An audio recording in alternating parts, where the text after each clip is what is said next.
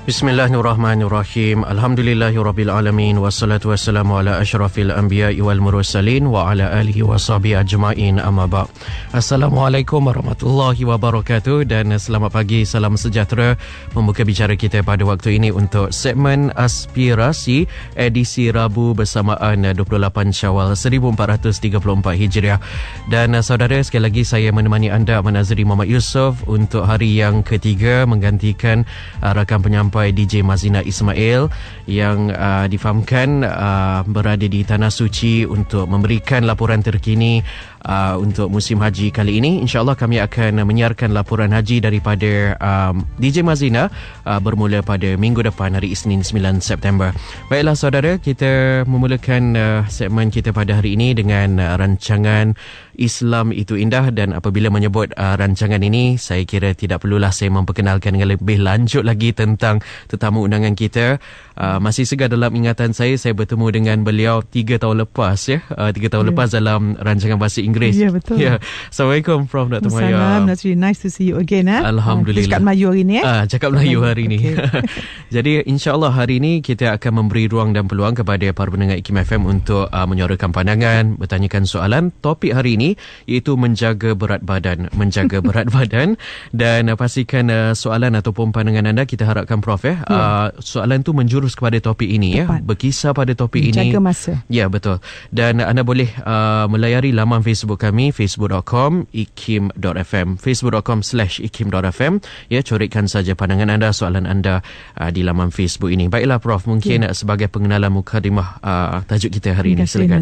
Ya, Assalamualaikum warahmatullahi wabarakatuh. Para Nazri yang baik hati dan para pendengar yang dirahmati Allah sekalian, yang saya yakin beriman pada hari kiamat, hari bangkit semula, dan saya yakin semua nak badan sihat. Semalam pasien saya tanya topik apa Prof, dia kata cuba cakap topik pasal orang sabar. Selalunya cakap pasal tasawuf, pasal hati dan sebagainya. Hari ini tergerak pula nak cakap pasal jaga berat badan. Sebab sebagai doktor, banyak orang tak tahu, kadang orang kata saya ni ustazah. Bukan, saya bukan ustazah. Saya seorang doktor perubatan, jadi pakar mata. Jadi semua doktor ni nak suruh orang sihat. Memang business doktor ataupun core value, core profession doktor ni menjaga orang sihat. Sebab itu kita nak sangat orang sihat badan, sebab nak sihat untuk mengubudiyahkan diri pada Allah, dapat sujud hingga ke akhir hayat, tak sakit lutut. Dan salah satu faktor utama orang sakit lutut, Nazri, ialah badan yang terlampau berat. Sebab bayangkan meja penuh sarak atasnya dengan barang, kaki dia kecil, maka akan rosaklah kaki tu. Dan sendi yang paling banyak diguna ialah lutut, pasal kita berdiri. So seluruh keberatan tu tertumpu pada lutut. Jadi kalau kita berat badan tak dijaga, masa muda okey, tetapi bila tu akan berlaku degenerasi lutut, osteoartritis dan sebagainya. Dan berat badan ni ialah satu, ada orang melihat sebagai kesihatan, ada orang sebagai kecantikan. Tetapi sebenarnya bila kita sihat, kita akan cantik. Dan tak guna kita cantik kalau kita tak sihat. Dan bila kita jaga berat badan, yang pertama kita mesti faham ialah untuk kita menjaga berat badan, jumlah masuk mesti sama dengan keluar. Jangan masuk banyak, keluar sikit. Dan cara kita membakar kalori kita ialah dengan pergerakan, senaman dan sebagainya. Berapa orang dapat kita bagi tadi senaman? Jarang. Nombor 2, makan kita macam mana? Dan tentang makanan ni saya nak sebutlah, selalunya kita makanan, kita lihat di negara mana pun orang naik berat badan sebab karbohidrat yang tinggi. Sebab itu dia panggil, dalam Asia dia panggil rice belly, perut disebabkan nasi banyak. Kalau di negeri yang bukan Islam, beer belly, makan minum arak yang banyak. Beer tu daripada gandum yang diproses tu, menyebabkan orang jadi perut dia buncit. Jadi orang Melayu kita, orang Islam yang baik, dia tak minum arak tetapi makan nasi terlampau banyak. Dan nasi ni pula satu karbohidrat. Orang dulu kenapa orang buat ketam padi semua, dia orang tak gemuk? Sebab dia buat padi sendiri, dia makan beras banyak, tapi dia bertanam, bersayur, berjalan, naik basikal. Kita makan sama macam orang dulu, tapi aktiviti mungkin 1/10 daripada aktiviti orang dulu. Maka kita isi 10, buang 1, isi 10, buang 1. Itu karbohidrat dari nasi. Nombor 2 ialah gula. Saya nak suruh seluruh rakyat Malaysia, pendengar IKIM berapa juta seluruh dunia ni, ingat, racun utama dunia ialah gula. Dan kalau kajian saintifik menunjukkan, kalau kita off gula, setiap hari tak makan gula langsung, sebab kita cuma perlu 25 gram gula satu hari. Satu can minuman bergas mempunyai 40 gram gula satu tin. So kalau kita makan minum satu can gula, minuman bergas, setiap hari kita dah melebihi 15 gram. Bayangkan berapa kilo kita akan letak dalam tambah berat badan. Dan bila kita tak makan gula, kita boleh hilang 0.5 hingga 1 pound seminggu. Berat badan. Tak payah senaman, tak payah diet, tak payah makan produk slimming diet, pakai korset, tak payah. Kurangkan gula saja. Nombor 2, gula ini ialah satu kalori tinggi, nutrisi kosong. Dan gula ini boleh menyebabkan ketagihan. Sebab itu kita nak elakkan anak kecil kita daripada kecil makan gula. Saya pun serabut dah cucu saya suka makan aiskrim ni, macam mana. Yang ketiga ialah gula ini boleh menyebabkan, ada kajian saintifik menunjukkan oleh seorang doktor psikiatri, mungkin doktor psikiatri boleh betulkan kalau saya silap. Kajian menunjukkan, dia kata jangan beri rawatan pada orang penyakit mental selagi belum menurunkan gula dalam tubuhnya. So gula juga menyebabkan penyakit mental. Dan gula juga sebenarnya dari segi kesihatan gigi akan merosakkan gigi kita. Dan mesti faham ya, kita ada karbohidrat, kita ada protein, kita ada lemak. Yang menyebabkan badan kita gemuk bukan lemak yang kita makan sangat. Lebihnya ialah, kita perhatikan orang makan kambing banyak, suka dia kurus tapi tiba-tiba lemah jantung meninggal. Badan tak gemuk sebab terlampau banyak lemak dia makan. Satu. Nombor 2 ialah bila kita makan karbohidrat terlampau banyak, tak dibakar. Bila gula, terutamanya gula yang proses yang kita beli kat kedai berkilo-kilo yang duduk merungok gula, harga naik semua tu. Bila kita tahu gula yang banyak, gula ini akan dijadikan tak boleh, our liver, hati kita tak boleh handle gula tu, maka dia convertkan jadi lemak yang tersumbat di seluruh jantung, saluran darah kita dan sebagainya, dan juga kepada bahagian-bahagian yang, kalau perempuan di bahagian punggung dia, sebab tu jadi besar. Orang lelaki bahagian perut dia. So kalau kita nampak perut boncik, memang dia banyak minum gula. Tapi dia kata, "Prof, saya tak minum gula, saya minum black coffee." Cakap aja. Tak minum gula, black coffee, tapi makan dengan kek yang manis. Okey. Satu lagi pula saya nak cadangkan, minta maaf kalau siapa yang jual produk yang terkena, minta maaf ya. Kebanyakan saya perhatikan orang-orang kita membuat produk kesihatan, kata ini bagus untuk tenaga, tapi bila saya minum manis, Masya Allah. Jadi banyak dia panggil gula-gula tersembunyi. Gula tersembunyi, terutama minuman 3 dalam 1. Bila kita minum 3 dalam 1, kita tak tahu berapa banyak manufacturer letakkan gula. So kita tak ada pilihan. Sedangkan kalau kita minum kopi pun, kita tahu kopi, kita boleh pilih guna setengah sudu, suku sudu.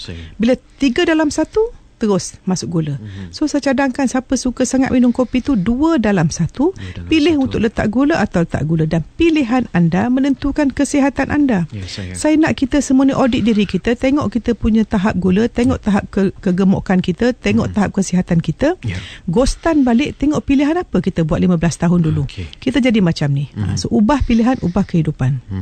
Dan mungkin dapat Prof menerangkan lebih lanjut lagi, stres juga mempengaruhi fizikal seseorang, boleh menaikkan berat badan seseorang. Tepat. Macam ni, bila kita stres, kita akan mengeluarkan hormon-hormon seperti hormon steroid, hormon catecholamine yang menyebabkan kita punya keupayaan untuk handle lemak rosak. Maka kita akan lebih mendepositkan lemak lebih pada membakar lemak. Dan juga selain daripada stres itu juga kurang minum air. Nak tanya kita pagi-pagi, berapa orang daripada kita minum air sentiasa? Dan minuman terbaik air putih. Dan saya bukan jual air filter, tetapi filter, siapa yang sini tidak ada niat untuk beri filter air yang baik, yang menentukan 70% komponen sel dia daripada molekul yang baik, alangkah ruginya. Jangan kita sibuk, saya tak minum kopi lagi pagi ni, tak minum tak boleh buat kerja. Ini bahasa-bahasa keladak, bahasa-bahasa yang bergantung pada kopi untuk kekuatan. Kenapa kita bergantung pada sesuatu? Jangan sebut, I haven't had my coffee, I got headache today. Ini bahasa-bahasa keladak, bahasa-bahasa yang kita momok-momokkan oleh media-media yang merosakkan orang kita. Sunnah Nabi tak ada sebut minum kopi pun. Kenapa yang kita ikut cara barat ni? Ikut sunnah Nabi. Tapi kalau kita tengok tabiat pemakanan di negara kita ini, ada segelintir rakyat yang mengambil dengan nasi lemaknya, dengan teh tariknya, menjadi kadang-kadang kebanggaan.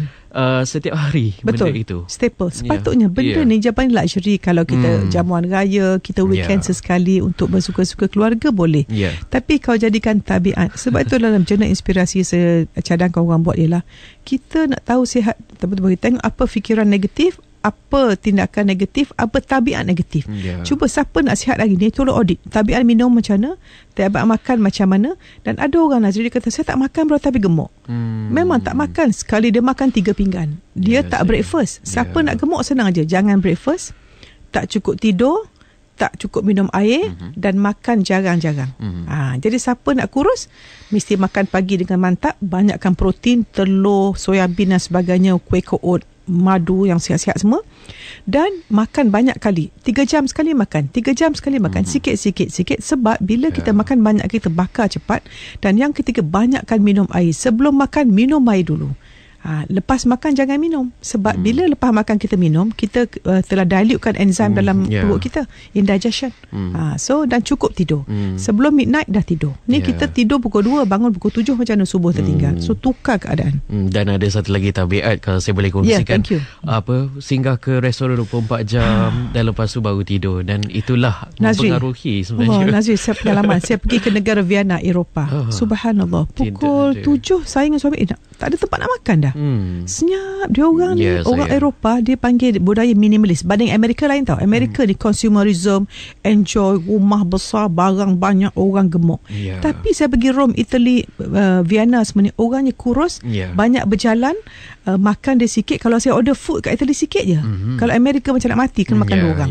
So ini budaya makan tu, lihat orang macam mana. Dan kalau patient saya, kalau datang Prince Court tu, saya tengok korang kurus memang orang Eropah. Okay, so kita nak ubah. Kalau dulu saya pernah pergi ke Italia, kalau salad itu menjadi satu kemestian. Allah, satu delicacy memang side. Memang side. Kita tak ada kan? Tak ada. Satu lagi Nazri, cuba tengok. Saya suka buat survey. Saya nak buat satu rancangan TV nanti guys. Saya nak ikut orang makan. Tengok orang badan besar, kita ikut dia pergi restoran. Tengok restoran mana. Lepas tu tengok cara dia ambil makanan. Orang yang kurus, dia ambil lauk, isi nasi dulu. Nasi kemudian. Orang badan besar, dia nasi sepinggan penuh, lauk dia top up ke atas. Itu. Kemudian tengok pula roti canai. Makan roti canai, taruh pula telur mata lembu dua biji atas tu. Ada taruh pula susu pekat. La ilaha illallah. Saya macam nak pergi Encik nak book hospital mana, dekat CCU mana, hospital UKM ke hospital UN. Orang cakap orang marah. Tapi pasal dah doktor lama Nazri, saya nak beri kesedaran. Kesian isteri, nak para suami, tolonglah jaga diri baik-baik. Kan nak suruh nak cari wang untuk keperluan keluarga, untuk anak-anak, nak tengok anak kita kahwin, nak tengok cucu kita. Jangan ikut makan dan merokok saja. Kalau dalam bahasa Inggeris, dengan izin etiquette, ataupun etika cara pemakanan. Kita kena awasi. Kita pasal you are what we eat lah. We are what we eat. Apa kita makan. Dan kalau saya boleh tambah sekali lagi, apa yang Prof nyatakan sebentar tadi, sebelum makan ambil air, boleh juga diambil buah-buahan. Betul. Buah-buahan patut makan dulu, sebab buah-buahan ada gula buah, fruktos. Dan fruktos ni dia gula yang memberi tenaga, tetapi dia tidak semerbahaya gula yang refined sugar. Dan bila kita makan buah lepas tu, dah campur dengan makanan, dah jadi asid. So kita nak buah dulu. Betul. Baiklah, setakat ini 183 orang yang telah pun like laman Facebook Hikimah FM dan pelbagai komen diberikan. InsyaAllah kita akan kongsikan seketika nanti. Dan bagi anda yang ingin mengajukan soalan, pandangan anda, pastikan ia menjurus kepada topik perbincangan kita, menjaga berat badan. Nombor talian kami diaktifkan sekarang, 0362051500, 0362051500. Kita berehat seketika. Dan sebenarnya Prof ada sedikit informasi hibahan kepada masyarakat di luar tentang kurangkan gula. Kita dengarkan sejenak. Tepat. Thank you. Bagus. Jangan minum air itu dulu. Kenapa pula? Sebelum minum sesuatu minuman, pastikan kandungan gulanya dulu agar tidak berlebihan. Tahukah anda, berdasarkan kajian pengambilan makanan di kalangan orang dewasa Malaysia 2002-2003, orang dewasa di Malaysia menambah 7 sudu teh gula sehari ke dalam minuman mereka. Amalan pengambilan gula berlebihan ini boleh mengundang pelbagai penyakit kronik, antaranya diabetes dan obesiti. Apa lagi? Ambil langkah sihat. Kurangkan gula dalam minuman, lebihkan manis dalam senyuman. Pesanan ini dibawakan kepada anda oleh Hikimah FM, pilihan utama anda. We ask Allah to make your love last forever. Let's raise our hands and make dua like the Prophet taught us.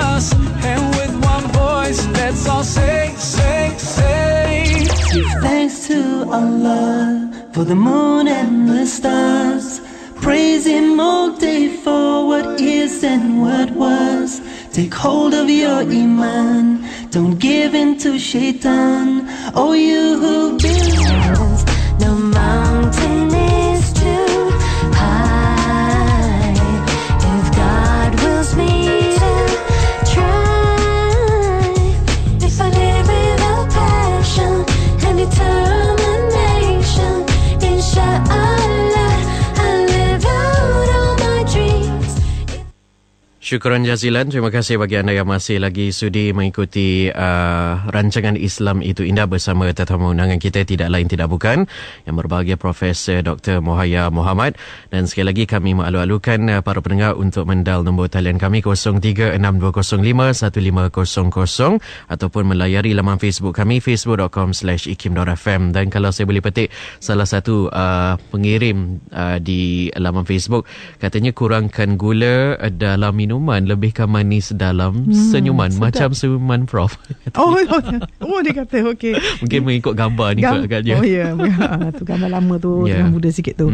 Apa yang Aikim cakap pesanan tadi bagus. Sebab tu saya kata siapa dengar radio Aikim ni cakap masa depan. Nazri, saya rasa sekarang ni orang akan tanya, Prof, saya ni memang nak kurus tapi saya tak boleh tahan. Okey. Jadi saya nak sebut 3 perkara. Kita ada 3 jenis makanan. Makanan fizikal, makanan emosi, makanan rohani. Makanan fizikal yang mulut kita masuk kat mulut. Makanan emosi masuk kat hati. Apa dia? Penghargaan, kasih sayang, rasa diri, keyakinan. Dan makanan rohani kebergantungan dengan Allah Subhanahu Wa Taala. Nazri fikir, cuba tengok ahli-ahli sufi, makan banyak ke makan sikit? Sikit. Sederhana. Dan orang bila stres, rasa diri dia useless, dia frust menonggeng ke, dia tak suka apa, nak marah, apa dia buat? Makan. Betul. Jadi orang yang kurang makanan emosi akan banyak makanan fizikal. Orang yang ada banyak makanan rohani tak perlu makanan emosi. Sebab itu orang yang sangat dekat dengan Allah, hidup dia masuk zon Allah, fokus pada Allah, tak perlu manusia punya penghargaan. Orang puji dia tak suka, orang keji dia tak marah. Itu dah tahap lain. Tapi now physical. Jadi saya nak diri saya, kita semua fikir, saya makan banyak ni kerana apa? Adakah kerana kurang emosi? Jadi saya perhatikan, orang yang kurang keyakinan diri, dia akan makan banyak. Orang yang nak marah, sakit hati, stress, tension, exam, dia makan coklat. Benda-benda ini ialah untuk mengisi kekosongan jiwa yang dia ada. Sebab itu kita perhati orang berjaya, orang yang fokus buat kebaikan, dia tak ada masa nak makan. Dia tak sibuk, because dia makan untuk hidup, bukan hidup untuk makan. Jadi bila kita tak boleh ubah, kita fikir, dan kita tengok apakah konsep diri kita, apakah image diri kita, apakah kita menerima diri kita, apakah kita yakin dengan kita apa yang kita buat. Bila kita ada benda ni, kita akan sayang diri. Siapa sayang diri, sayang fizikal. Maka dia tidak ada, dia panggil macam ni, banyak manusia dia buat tindakan yang sedar dengan tanpa sedar. Orang yang keyakinan diri kurang, tanpa sedar dia benci diri dia. Dia akan melakukan benda merosakkan diri dia. Maka dia merokok, dia buat dosa, supaya orang yang buat dosa sebenarnya tidak sayang diri, dia menyeksa diri dia. Orang buat dosa ni, wanita-wanita tak nak tutup aurat, gedik-gedik, tak jaga pergaulan ni, sedang menghantar diri dan suami dia ke neraka. Orang kata saya ni memang, saya cakap macam orang tak suka, tak apa Nazri, saya kena beri ni supaya orang terfikir, yang saya degil sangat tak nak tutup aurat ni kenapa? Baru ni ada pasien saya datang, saya minta maaf, kenapa tak nak tutup aurat? Saya tanya dia. Tercengang dia. Saya kata, apa kata kita hentikan kedegilan? Bila kita tak tutup aurat, kita sayang diri atau tidak, Nazri? Bila kita tak tutup aurat, kita seolah-olah memberitahu dunia, ya dunia tengok, wahai dunia, lihatlah aku sedang menunjukkan kedegilanku kepada Allah Subhanahu Wa Taala. Macam tu orang yang tak solat, orang azan, orang semai dia buat dia sedang menunjukkan aku, ya Tuhanku, ya dunia, aku sangat degil, tunjuklah aku, tunjuk kedegilanku. Apa kata kita semua hari ini?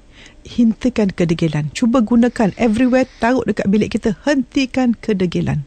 Kita ni Nazri, setiap kali kita tak buat apa Tuhan suruh dan tinggal yang dilarang, kita sedang degil pada Allah. Sebab itu Ni divert sikit. Siapa yang anak-anak dia degil, saya kata jangan marah anak. Marah diri. Pasal kalau kita degil dengan Allah, anak akan degil dengan kita. Sebab anak datang dari Allah melalui kita. So bercakap tentang makanan lagi ni, siapa yang tak suka diri dia, dia akan melakukan sesuatu merosakkan diri dia. Cuba kita tengok, baru ni kita nak ada dasar pendidikan negara. Saya beritahu pada policy maker, tentukan dalam dasar pendidikan negara kita ada subjek mencintai diri, mengenali diri. Sebab siapa yang mengenal diri, mencintai diri, akan mengenal orang dan mencintai orang. Dan siapa yang tak mengenal pencipta Allah Subhanahu Wa Taala tidak akan kenal. Jadi kita hari-hari ni sedang mengisi makanan rohani kita atau tidak? Berapa orang daripada kita makan rohani kita nak cari ilmu? Berapa orang daripada kita bangun pagi tadi nak cari ilmu? Sibuk nak beli surat khabar, nak cari berita orang. Kita sibuk pasal harga minyak naik. Ya? Saya nak minta maaf lah, orang mungkin kata saya apa-apa. Okey, bila berlaku sesuatu di luar kita, ada dua jenis manusia. Dia kata, lah barang naik macam mana, saya susah. Orang kata pula, okey, barang naik, minyak naik, saya kena tambah RM30 minyak saya. Tetapi apa saya harus lakukan? Meningkatkan nilai diri saya untuk menentukan saya beri perkhidmatan yang lebih baik supaya saya dapat duit yang lebih banyak. Sebab undang-undang kompensasi mengatakan siapa memberi perkhidmatan akan mendapat pulangan kewangan. So kalau kita tak mencari ilmu, tak menambah nilai, macam mana kita bekerja tak lebih baik? Macam mana naik pangkat? Jadi kita tengok orang line up nak jimat RM20-30. Saya nak tanya orang sedang line up itu, bisa ukur atau tidak? Satu paket ukur berapa, Nazri? RM10 sekarang ya. Orang yang sedang line nak tengah malam nak isi full tank mungkin jimat RM30. Tapi dia beli ukur tak hari tak sayang pun. Bayangkan, kadang kita line up sampai waktu solat tertinggal, penat badan. Subhanallah, minta maaf, saya bukan menyokong ataupun nak tu apa-apa, tetapi saya nak ajak orang berfikir diri saya sama. Bila sesuatu berlaku tu, kita jangan jadi mangsa kehidupan. Kita jadi orang yang menjalani kehidupan, kita menjadi bertanggungjawab dan kita buat pilihan berbeza. Dan kalau ada masalah, kita jangan duk sibuk pasal masalah, tapi fokus pada solusi. Orang berjaya 80% solusi, 20% masalah. Tetapi kalau kita 80% masalah, tak nak tengok solution, duduk merungut, mengeluh, maka kita tidak akan ke mana-mana. Macam tu makanan. Ya, bila kita salah buat makanan, bila kita duduk hospital, tercungap-cungap sakit cemaran darah tinggi, kena potong kaki, buah pinggang, rosak mata, buta, nak salah siapa, Nazri? Cuba kita tanya orang yang ada cemaran sehari ni, apa nasihat dia pada anak saudara dia, kepada anak-anak dia. Kan iklan kat TV, saya tak nak ikut macam ayah. Ayah minum ais kacang, saya minum ais kacang. Sekarang semua orang menyesal. Apa kata reset semua, kita cara memilih makanan. Hari ini saya nak menyeru pada semua caterer atau pemilik restoran. Cuba buat restoran yang tulis, kami tidak menggunakan serbuk perasa. Kami menggunakan bahan bersih. Tengok berebut orang pergi kedai tu. Pasal setiap kali saya makan, Nazri, bila makan yang makanan luar, sakit perut, rupanya mesti ada sebut perasa. So elakkan semua tu. Wallahualam. Jadi itulah ya, Prof Muhaya lebih dikenali sebagai pakar inspirasi, menggambarkan realiti di luar sana. Dan juga apa yang Prof gambarkan itu sebagai muhasabah diri. Dan jangan menyalahkan sesiapa. Orang yang berjaya, dia hidup daripada dalam keluar. Setiap kali berlaku, dia tengok diri dia. Sebab tu saya guna prinsip ada, beri, dapat. Okey, kita beri laluan kepada beberapa pemanggil. Kita kumpul soalan, Prof, terus, kalau boleh, iaitu daripada Encik Husin. Kita mula dengan Encik Husin dahulu daripada Ampang. Dengarkan sejenak. Assalamualaikum, Prof. Waalaikumsalam. Saya tanya, saya pernah tengok Prof dalam rancangan TV. Dalam rancangan TV itu Prof ada mengatakan nama vitamin yang baik untuk lutut. Okey, saya beritahu. Prof bagi tahu nama vitamin bagus untuk lutut tu. Okey. Terima kasih. Okey, sama-sama. Kita bersama dengan Cik Muhammad pula. Okey. Boleh, Prof? Okey, tentang gula kan. Jadi kita makan nasi pun dia itu sugar kan. Betul. Kalau kita makan kuih tiaw pun dia jadi gula juga. Jadi macam mana pilihan makanan kita? Boleh, terima kasih.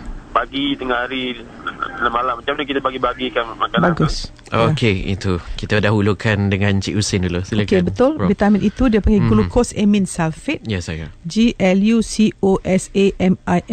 sulfate. Itu boleh dapat macam-macam. Google saja dan find out. Okey, Kementerian Kesihatan memang menggalakkan 1,500 mg satu hari. Dan juga makan nasi jadi gula, betul. Kalau makan nasi dia pecahkan jadi gula, maka kalau kita tak burn, tak berjalan, duduk diam tengok TV makan tu maka jadi gemuk. Dan kuih tiaw, sebenarnya kuih tiaw ni saya pun suka makan. Tapi kadang jadikan satu macam lepati makanlah, bukan tabiat. Satu pinggan, saya pernah tengok pergi Google, satu pinggan 700 kalori. Bayangkan 700 kalori. Kita perlu cuma 2,000. So makan kuih tu tak makan benda lain dah.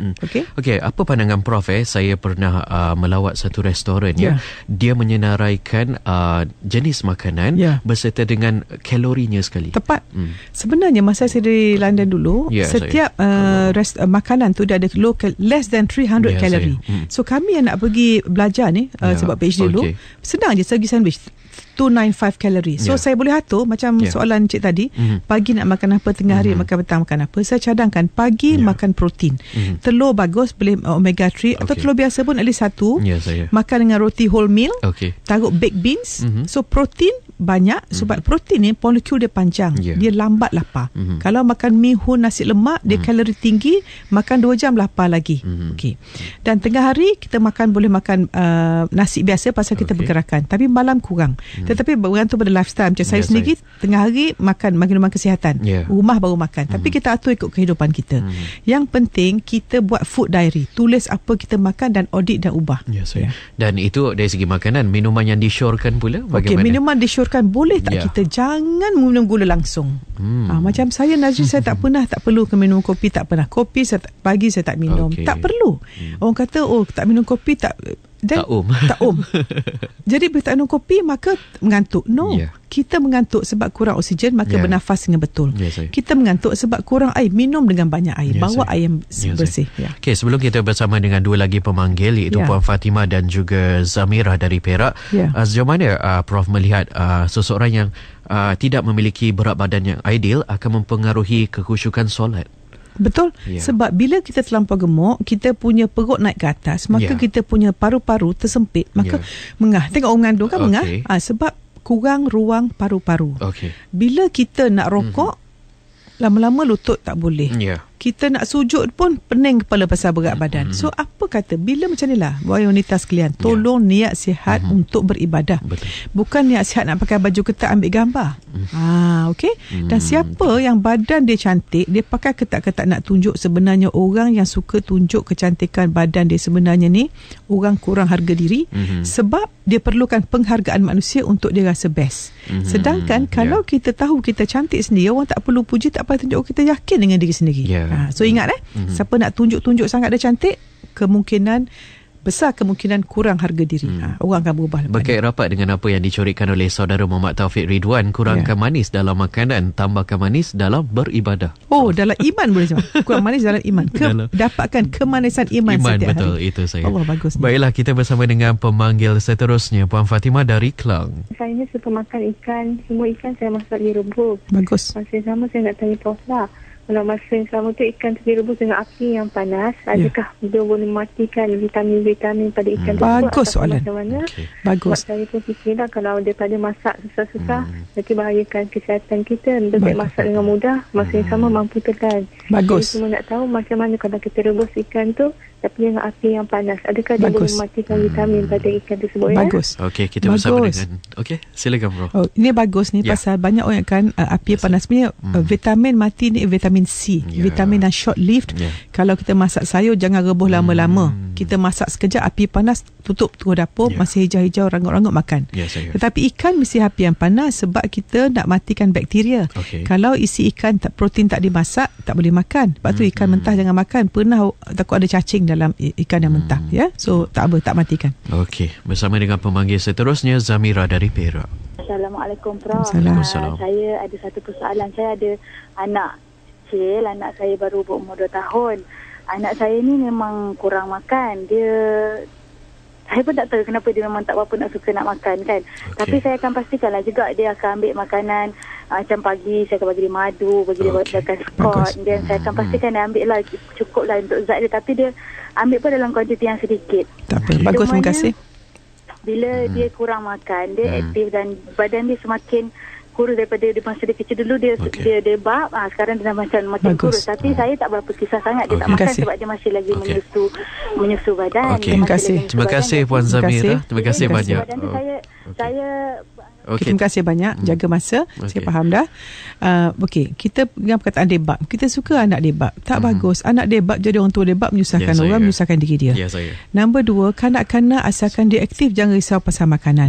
Dan kita jangan paksa makan dan perhatikan apa kita sebut. Anak saya tak suka makan. Jumpa orang anak saya tak suka makan. Jumpa anak makan. Jangan paksa anak. Saya ingat masa saya kecil dulu, ibu saya punya prinsip jangan paksa. Bila anak lapar dia makan dengan mudah. Ya. Jadi kita pun macam tu, aturkan waktu. Bila kita breakfast, dia pun breakfast. Dan kita makan tu tentukan protein yang baik. Dan saya pernah jumpa seorang pesakit Perancis. Saya tanya dia, macam mana awak tentukan anak awak suka sayur? Rupanya masa anak dia dah mula makan solid tu, dia ambil sayur yang sedap-sedap, dia rebuskan jadi lembut, dan dia blendkan. So puree sayur yang baru tu dia dah beri pada anak, so anak tu acquire makan sayur. Wallahualam. Okey, terima kasih bagi anda yang masih lagi sudi mendal nombor talian kami 0362051500 masih lagi diaktifkan. Dan kita beralih pula ke laman Facebook. Ni dari segi perubatan ya. Soalannya Nur Mazniza Rani bertanyakan, kalau kita mengambil gula lebih dari yang Prof cakap sebentar tadi, boleh ke sistem insulin badan kita memproses gula itu? Sebenarnya salah satu penyebab kencing manis ialah insulin kita develop insulin resistant bagi orang yang terlampau gemuk, dan juga kalau terlampau banyak kita makan gula, maka insulin kita akan activate certain hormon yang menyebabkan kita store lemak, dan juga insulin kita overwhelm, maka tidak boleh nak proseskan, because insulin ni menyebabkan gula yang kita makan masuk dalam sel untuk digunakan. Tapi kalau terlampau banyak kita dapat hyperglycemia. Jadi kita tanya gini, adakah kita seronok sangat nak makan benda-benda manis ni sampai kita kena cucuk insulin sampai kita tua? Pilih tu. Okey, sekadar mendapatkan pandangan daripada Prof kiriman daripada anak Tuan Haji Kamal. Assalamualaikum Prof. Okey, saya pelajar perubatan tahun 5 berkaitan dengan isu pemakanan minggu lepas. Saya telah mengikuti program khidmat masyarakat memberi percuma check up and health education. Kawasan yang kami lawati adalah golongan berpendapatan rendah dan kurang dengan segala kemudahan. Apakah nasihat Prof best diet ataupun diet yang paling baik untuk mereka yang berpendapatan rendah? Terima kasih. Saya dengar daripada buku-buku yang audiobook Mak Saleh, dia kata orang yang berpendapatan rendah selalunya banyak karbohidrat, mereka lah yang paling banyak penyakit. Dan ada buku tu saya beli kat airport dulu, dia kata How the Rich Get Thin. Macam mana orang kaya jadi kurus, dia panggil conscious eating, makan dengan sedar. Kita makan tanpa sedar, masuk je mulut asal kenyang juga, tak fikir nutrisi. So kita mesti tentukan setiap kita makan masuk kalori ada nutrisi. Jangan kalori banyak, nutrisi kosong. Bagi orang yang berpendapatan rendah, saya rasa makanan seperti tahu murah, tempe murah, mihun murah, dan kita buat mihun sup, dan gunakan sayur-sayur tepi rumah, buat bubur lambuk dan sebagainya, daun-daun. Saya rasa tak semestinya berpendapatan rendah tak boleh. Kita pandai memilih. Dan ada orang pandai buat tauge sendiri, ada orang boleh buat tahu sendiri, ada orang boleh buat tempe sendiri. Semuanya banyakkan protein, dan beras tu yang bagusnya. Kalau boleh, kalau orang kat Bendang tu beli beras yang tak dipolish. Okey, dari negeri Perak kita terbang ke negeri Sembilan pula. Prof, soalan daripada Encik ataupun Encik Habib. Macam manalah pengambilan makan setiap hari tu yang sebetulnya lah, banyak mana nasinya ni perlu kita makan. Lepas tu sambil-sambil makan tu kalau kita berzikir, bagus tak? Bagus. Okey, Puan Habib sebenarnya. Macam silakan. Ni sebenarnya saya kata, kalau boleh saya pernah dengar, saya ni bukan expert pemakanan tapi sebagai doktor perubatan kita tahu sikit lah. Kita makan bagus 6 kali satu hari. Bayangkan kita bangun pagi, kalau mungkin kita lepas subuh tu kita makan 6.30, kita pukul 7 breakfast 7 breakfast. Kemudian pukul 10 mungkin kalau kita nak minum, kita makan buah sebiji. Tak kira buah apa pun, buah yang murah lah, buah tembikai ke. Kurangkan makan mangga dan anggur, sebab ni macam mana sangat tinggi gula Dan pukul tengah hari kita makan nasi, taruh lauk banyak, separuh lauk, nasi separuh atau suku. Dan petang pula mungkin kita boleh minum susu yang segar ataupun buah juga. Dan supaya tak terlampau lapar untuk dinner time. Pasal kalau kita tak makan, katakanlah kita makan pagi, tak makan, kerja, malam baru makan, ada orang lepas isyak baru makan. Ini budaya saya rasa tidak sihat. Sepatutnya kalau ikut kesihatan, kita makan sebelum maghrib. Tengok orang Cina dia makan sebelum maghrib. Dan saya pun tabiat memang makan sebelum maghrib. Balik kerja terus makan. Sebab kalau kita tidur pukul 11, kita makan pukul 9, 2 jam makanan tak sempat dibakar, kita dah tidur. Kalau kita makan pukul 6.30, tidur pukul 11, kita dah okey. Okey. Baiklah, sebelum kita bersama dengan pemanggil berikutnya dari Kelang Sangor, seperti mana yang kita ketahui Prof, dalam institusi keluarga tu ada mak ayah kurang mengambil berat apabila dari segi makanan jajan ataupun junk food. Jadi bagaimana? Jajan pun buanglah. Jajan, junk food buanglah. Dan saya nak menyeru pengusaha-pengusaha kantin di sekolah. Makanan-makanan yang paket-paket warna menarik, beri mainan pula, semua mengandungi chemical yang tinggi, buanglah.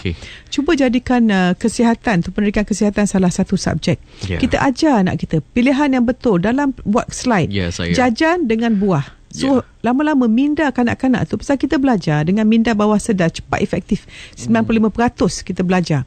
So bila anak tengok makan, tak nak lah, tak bagus lah, nanti tak sihat lah. Kita tunjuk jajan jadi gemuk, buah jadi sihat. Associatekan kesihatan dengan kepandaian, ketenangan, kebahagiaan, kekayaan. Associatekan sebab itu. Sebab hasil kehidupan kita, kesihatan, ketenangan, kebahagiaan, kewangan kita bergantung pada fikiran, emosi dan tindakan. So hari ini nak bercakap tentang tindakan. Tetapi tindakan berhasil pada emosi. Kalau emosi negatif, memang makan negatif.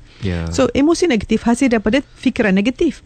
So nak positif fikiran, akidah mesti betul dan sistem nilai mesti betul. Tentukan nak sihat untuk ubudiyah pada Allah. Jadi perlu peranan lah Jajan-jajan ni buanglah. Okey. Sebenarnya kita alu-alukan juga, saya terlihat di luar studio kedatangan Timbalan Ketua Pengarah IKIM, Masya Allah. Profesor Datin Dr. Azizah mungkin sedang mendengar ketika ini. Masya Allah, kita alu-alukan kedatangan beliau. Lama tak jumpa. Apa pun kita bersama dengan Puan Zubair dari Kelang pula. Assalamualaikum. Salam. Saya nak tanya soalan ya, doktor. Teruskan. Air dari mesin penapis yang ada di sekitar kawasan kita yang masuk 20 sen 1 liter tu bagus ke tak bagus? Allah, saya tak tahu. Nak pasang mesin penapis di rumah, keadaan tidak mengizinkan. Faham. Saya tak boleh nak komen pasal saya tak tahu. Tetapi apa kata Puan, memang kita rasa keadaan tak mengizinkan. Tapi kalau kita niat untuk kesihatan, buat tabungan sedikit demi sedikit. Sebab kita sebenarnya, saya rasa macam ni, kita hanya akan mampu benda yang kita sangat perlu. Kalau kita perlu, dengan sikit tak mampu, kita akan tolak benda-benda tak perlu. Kalau suami merokok, cancel rokok dia tu. Simpan duit rokok suami, boleh beli air filter. Okey, bagaimana pula Prof melihat kalau mak ayah yang agak manjakan anak kadang-kadang paksa nak juga makanan tu, dan ini sikit sebanyak mempengaruhi berat badan. Macam ni, kanak-kanak yang kurang perhatian ibu bapa banyak nakkan barang permainan, banyakkan nak benda-benda luaran. Tetapi kanak-kanak yang diberi kasih sayang, belayan, kata-kata pujian, makanan emosi yang tinggi, tak perlu makanan fizikal dan benda fizikal.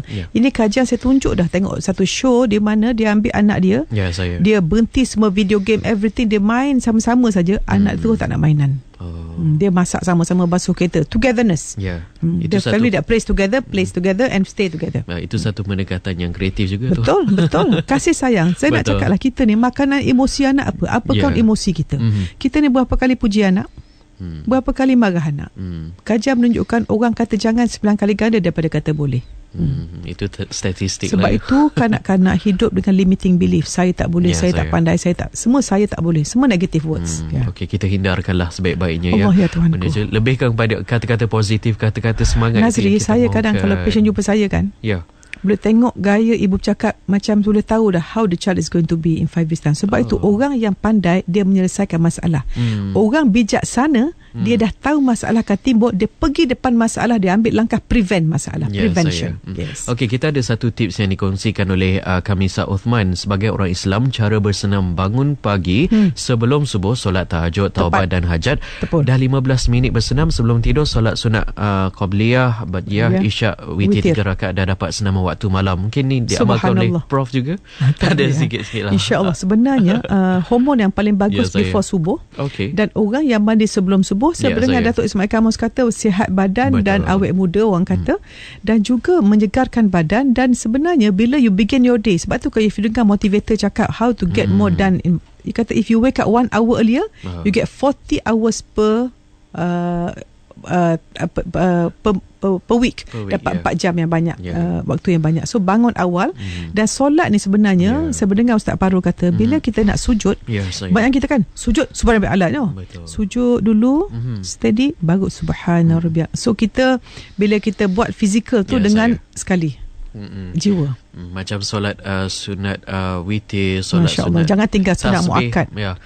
Kelebihan sujud itu sendiri pun dah ada kelebihan dari segi saintifik. Betul, memang dah tahu dah. Sangat-sangat. Sangat-sangat. Bersama dengan pemanggil seterusnya Nuri dari Ipoh. Assalamualaikum Prof. Saya Nuri dari Ipoh. Saya nak minta pandangan Prof. Suami saya dia perut dia boncit. Sebenarnya dia kurus masa muda dia. Sekarang ni nampak semakin boncit. Sebab saya tengok pemakanan dia tu macam memang nampak kurang berkhasiat sikit lah. Lepas makan dia mesti baring-baring dan tertidur.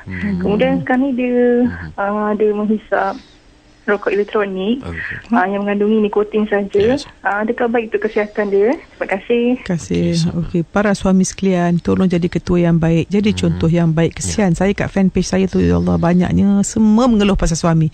Jarang dapat suami mengeluh pasal isteri. Tak tahulah siapa yang salah sini Orang perempuan suka mengeluh, tak tahu. Tetapi bagi suami puan macam inilah, apa kata adakah mesyuarat di keluarga, kalau tak berani bercakap, buat SMS ke WhatsApp, whatever lah. Buat 5 peringkat kita, physical, mental, spiritual, emosi dan kewangan kita. Beri markah masing-masing, tengok apa perubahan kita nak lakukan. Lagi kita tak tengok 5 aspek ni, macam mana nak hidup dengan bahagia dunia akhirat. Nampaknya kaum hawa, kaum wanita mendominasi pemanggil-pemanggil hari ini. Orang wanita suka ilmu. Orang lelaki suka berita agaknya. Cuba tengok yang pergi blog politik siapa orang lelaki banyak. Tak semua lah bro. Okey, kita bersama dengan Kak Angah dari Kulim, Kedah. Saya nak bertanya tentang pemakanan hari ini kan. Macam mana dengan buah-buahan tempatan contohnya durian? Allah. Adakah yang akan membantukan kita punya diet Terima kasih. Betul, sebenarnya durian sedap. Saya memang suka durian. Tapi Nazri memang saya disiplinkan diri saya. Kalau sesekali, saya punya moto ialah sudah puas makan sedap, nak makan sihat. Nak orang dapat puluhan, cukup lah. Berapa tahun nak makan sedap. Kalau open house tu semua kita nak rasa. Pergi hotel buffet semua nak rasa. Sebab tu saya memang elakkan buffet hotel. Pada satu pembaziran. Kawal nafsu makan. Orang yang paling kuat orang kawal nafsu dia. Dan orang tertipu ialah dia ikut nafsu dan mempunyai angan-angan tinggi. Macam kita lah ikut nafsu buat dosa, angan-angan nak masuk syurga. Dan orang yang pijak sentiasa menyemak diri dan dia tentukan setiap apa lakukan berat timbangannya. Betul. Seterusnya dari Ipoh Perak Ila. Macam mana nak handle kakak saya yang ada depression, jadi dia asyik murung dan sekarang kita orang tengah cuba motivate diri dia sementara nak tunggu ke hantar untuk rawatan pakar lah, untuk motivate diri saya sendiri dan saya boleh bantu dia untuk keluar daripada stres dia. Saya dah cuba untuk selawat, tapi kadang-kadang terima kasih Ila dari Ipoh. Kemurungan ini dia ada 2 jenis. Satu memang organik penyakit, satu lagi memang suasana luar. Sebab ada jenis penyakit mental tu, depressive disorder sampai nak bunuh diri, itu mungkin disebabkan oleh certain chemical, memang penyakit.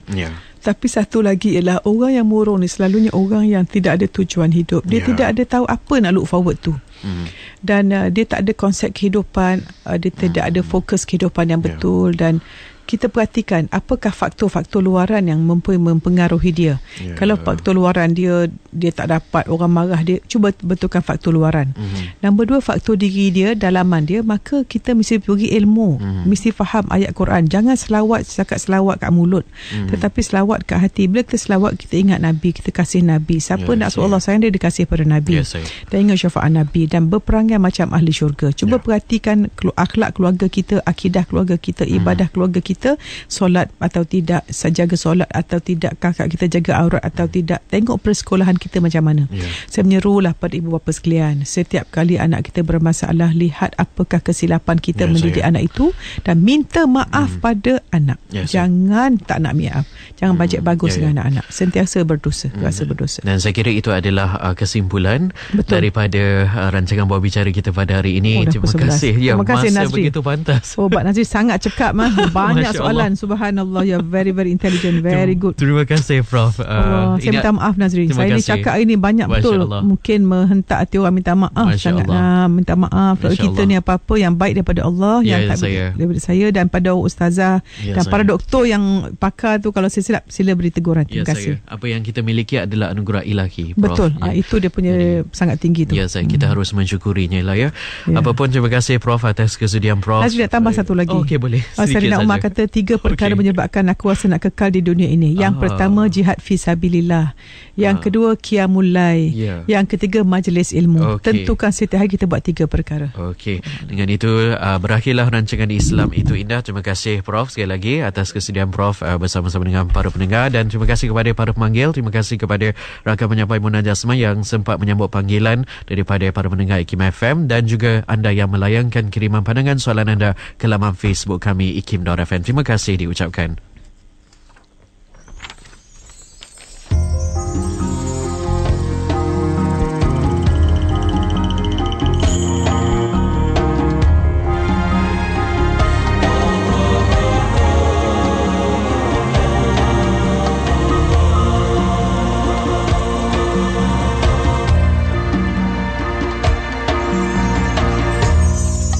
Indah dunia yang mempesona, bagai dian terang menyala, sehingga terlupakan padam akhirnya. Dunia ini hanya pinjaman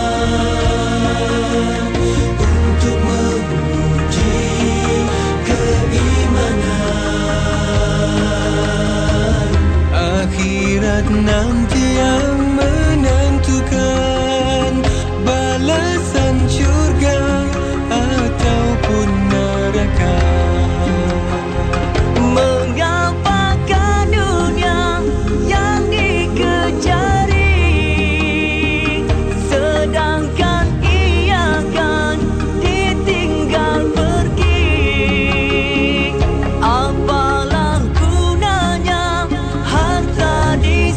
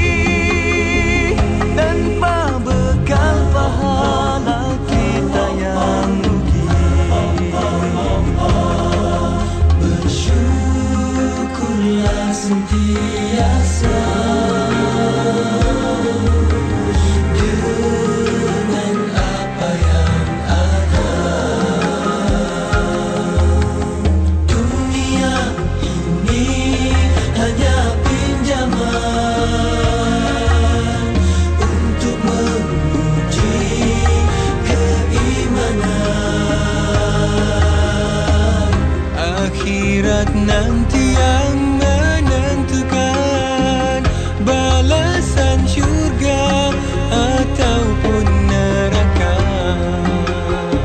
Mengapakah dunia yang dikecari, sedangkan ia kan ditinggal pergi? Apalah gunanya harta di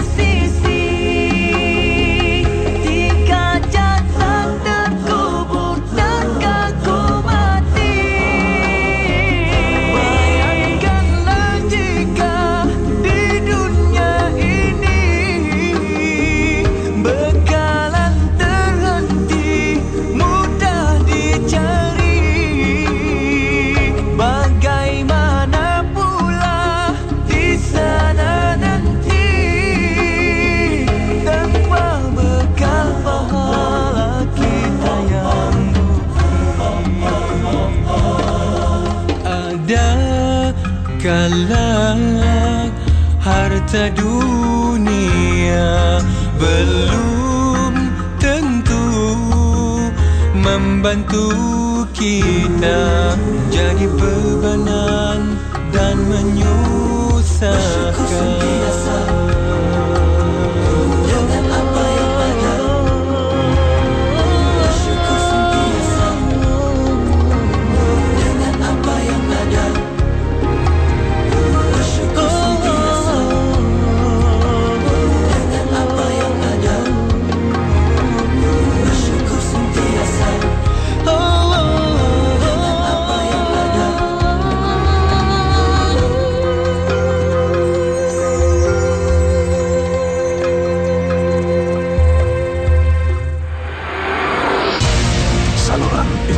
Kefahaman Islam Malaysia, IKIM FM. Pilihan utama anda.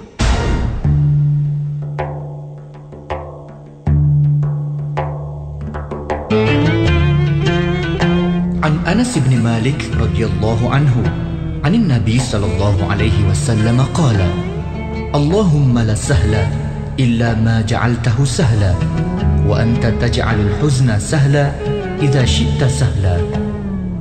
Daripada Anas bin Malik radhiyallahu anhu, bersabda Rasulullah sallallahu alaihi wasallam, Ya Allah, tiada kemudahan melainkan apa yang Engkau menjadikannya mudah. Engkau menjadikan suatu kepayahan menjadi mudah apabila Engkau kehendaki ia mudah. Hadis riwayat Ibnu Hibban. Suara kemanusiaan, suara keinsanan, satu suara dalam konsep Pray for Gaza, Syria, Mesir dan Rohingya. IKIM FM sebagai media rasmi bersama-sama Pertubuhan Lepasan Mahasiswa Mesir Malaysia Ilmam dan Munsyid Malaysia akan menganjurkan konsert Pray For bertempat di Kompleks Sukan Seksyen 15 Bandar Baru Bangi pada hari Sabtu 7 September 2013 bermula jam 6 petang hingga 12.30 malam. Hadirlah beramai-ramai dengan semangat suara kemanusiaan bersama para penyampai IKIM FM dan lebih 150 orang artis selebriti dakwah tanah air, artis Munsyid Malaysia, artis Usrah Fitrah dan ramai lagi. Masuk adalah percuma. Hujung September ni, aku nak balik Melaka lah, Ber. Lah, kau nak balik